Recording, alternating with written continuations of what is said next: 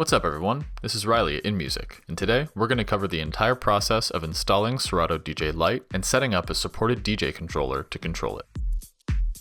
So first, let's get Serato DJ Lite downloaded and installed. Head over to serato.com in your web browser. You'll need a Serato account to download any software, so log in the upper right corner if you already have one. Otherwise, click Create Account. Here, just enter and re-enter both your email address and a password for your account. Then click Create Account. Now you're logged in. Next, hover your mouse over Products and you'll see Serato DJ Lite right here. So click Download. Make sure you click the download link for Serato DJ Lite, not Serato DJ Pro. On the following page, just click Download on the right. The next screen will ask you if you're planning on using a controller with Serato or just a laptop or computer. So select the controller option and press Download Serato DJ Lite. Once the download finishes, on a Mac, simply double-click the PKG file and follow the prompts in the installer to get Serato DJ Lite installed on your machine. On Windows, the installer will be compressed in a zip file, so you'll need to open it and click and drag the exe file to your desktop or another location. The installer won't work if you try to run it while it's still in the zip file. Now that Serato DJ Lite is installed, let's take a moment to connect our hardware.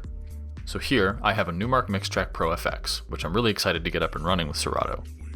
First, connect your controller to your computer with the USB cable. The button backlights on your device should light up when power is supplied. Then, connect any desired speaker outputs and/or headphones. So our hardware is connected, now it's time to open Serato DJ Lite. Upon opening it for the first time, you'll be asked to log into Serato with the account you just created. So click Sign In, and in the browser tab that opens, click Continue, and then in the browser prompt that appears, click Open Serato DJ Lite. And now you're signed in. You can access shortcuts for settings for your account by clicking the Profile menu in the top right. Now let's move on to configuring your Serato settings. Click the gear icon right next to the Profile menu. In the DJ Preferences tab, you have some options to change the way Serato behaves while you're DJing. The Playback Keys Use Shift option will cause all playback keys to only be accessible while holding the Shift key on your controller or turning Caps Lock on your keyboard. Enable Hot Cues should be checked by default, as well as Use Auto Gain. I'm going to leave both of these on. You also have a pair of options for when you load a song onto a deck. Instant Doubles allows you to match the playhead position of two decks. When you load the same track on one deck that's already loaded on the other deck, the playhead will jump to the position of the track that was loaded first. The Turn Off Effect setting will cause any active effects on a deck to be switched off after loading a new track on it. Let's shift to the next tab, the Audio tab. Here, you have the option to adjust your buffer size, or latency. Serato DJ Lite will default to a 10 millisecond buffer size, which can be easily handled by the vast majority of computers. Like the screen says, lowering the latency results in faster communication between your hardware and software, but also increases the strain on your computer's processing power, and this has the potential to cause audio quality issues on some computers. If you have a powerful computer, feel free to lower the buffer size to experience a more lightning-fast response between your controller and Serato. If you're hearing audio dropouts or other sound quality issues while DJing, try bumping up the buffer size a bit to reduce the workload on your computer. Note that the higher the buffer size, the longer the response time will be between your controller and your computer.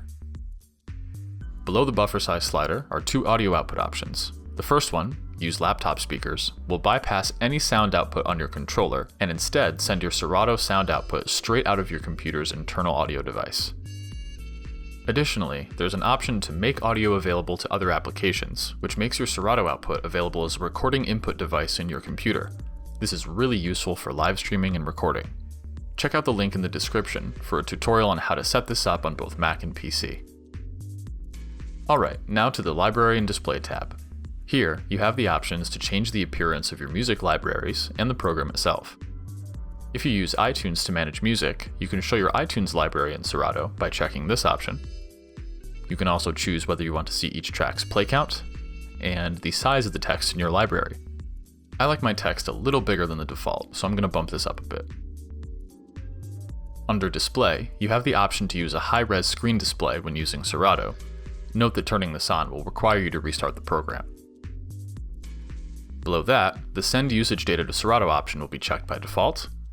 And finally, if you use a supported premium streaming service like Beatport, SoundCloud, BeatSource, or Tidal, you can elect to display your streaming libraries right in your Serato library. The last tab is the Mixer tab. Many of the settings in this tab are for using the internal Serato mixer instead of an external controller with its own mixer, but let's check this out quickly. Here, you can choose whether to use a stereo or mono output for your mix, and this monitoring section has cue options that I can already control using the Mixtrack Pro effects, so I'm not going to change any of these. You can also change your crossfader's curve and general behavior, which is useful for all of you who like to scratch, and below that, you can adjust your microphone or aux input volume. Again, my controller has a mic volume built in, and I like my crossfader the way it is, so all this looks good to me. Now I'm going to prep my library so I can start playing tracks. Since I left the iTunes display setting checked, I can navigate to my iTunes library and load up any tracks I want that were already in my collection, and Serato will automatically detect the BPM and beat grid of the loaded track. However, I do have some tracks I want to play that aren't in my iTunes library. Let's find out how to import files into a Serato crate. Under Deck 2, I click on Files, then I'll navigate to my music folder, and I have a bunch of music in here that I want to put in Serato.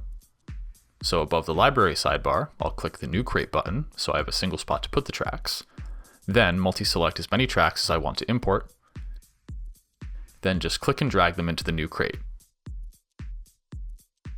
Now all my tracks are here and ready to be queued up. To rename the crate, double-click on it and type in whatever you want to call it. I'm just going to call mine Music Folder. So now that my settings are good to go, let's load a track on one of these decks and see what we can do with it.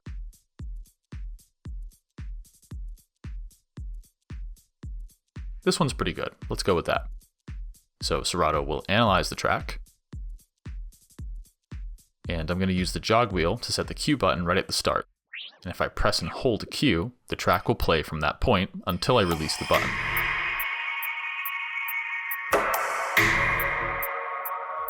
You can also set hot cues in your track, since we enabled that setting earlier, which are great for jumping to specific parts of tracks while performing. I always like setting at least one right at the beginning of a track. Many supported controllers, including this one, can also take advantage of Serato's rewind and fast forward features. If you have a Mixtrack FX series controller, it has a collection of onboard controls in the mixer section for controlling Serato's internal effects. If you have a party mix, you can use the pad mode button to change to effects control, and control the on-off settings of all three Serato effects with pads 1 through 3, and change the time interval setting with pad 4. In Serato, I'm going to open the FX panel, since Serato comes standard with a bunch of them, and the Mixtrack Pro effects allows me to use these effects with these controls right here in the mixer section. So I have command over the FX type, the dry-wet percentage, the amount of beats for time-based effects, and whether the effect is on, off, or just temporarily popping into the mix. So I'm going to turn the echo effect on so we can hear an example of these effects in use. I'll turn the on-off setting to hold so it stays on. Then I'll turn the dry-wet knob towards wet to turn up its presence. And since I opened the effects panel in Serato, I can always see right here on my screen to what degree I'm changing the effect settings. It takes all the guesswork out of it.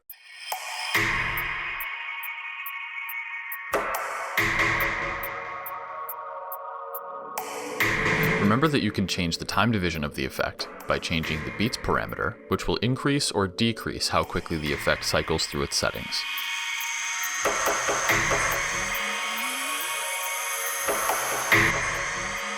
So there are some basic but important ways you can control your music with Serato DJ Lite in a supported controller. Before we wrap up, let's address a quick fix for this failed to connect audio error message on Windows computers. When you connect your hardware to a PC, your operating system may choose your controller sound card as the default playback and recording device. If this happens, Serato won't be able to access your controller's sound card, and you won't hear anything from its outputs. So if you see this message appear in Serato, you need to change your computer's default audio device from your controller to the computer's internal sound card. First, close any programs you have open, including Serato. In the Windows menu, open the Control panel, click on Hardware and Sound, and under the Sound section, click Manage Audio Devices. And as we can see here, my computer has selected my Mixtrack Pro FX's sound card as its default playback device, which is causing the issue. All you have to do is right-click your computer's internal sound card and select Set as Default Device. Then right-click it again and select Set as Default Communications Device. Now you should hear anything you play in Serato with no problems. Hey, you! If you're having trouble with your computer recognizing your controller as a device, check out our video on troubleshooting class-compliant controllers. You'll also find more Serato resources and technical support down in the description. As always, thanks a ton for watching. Catch you next time.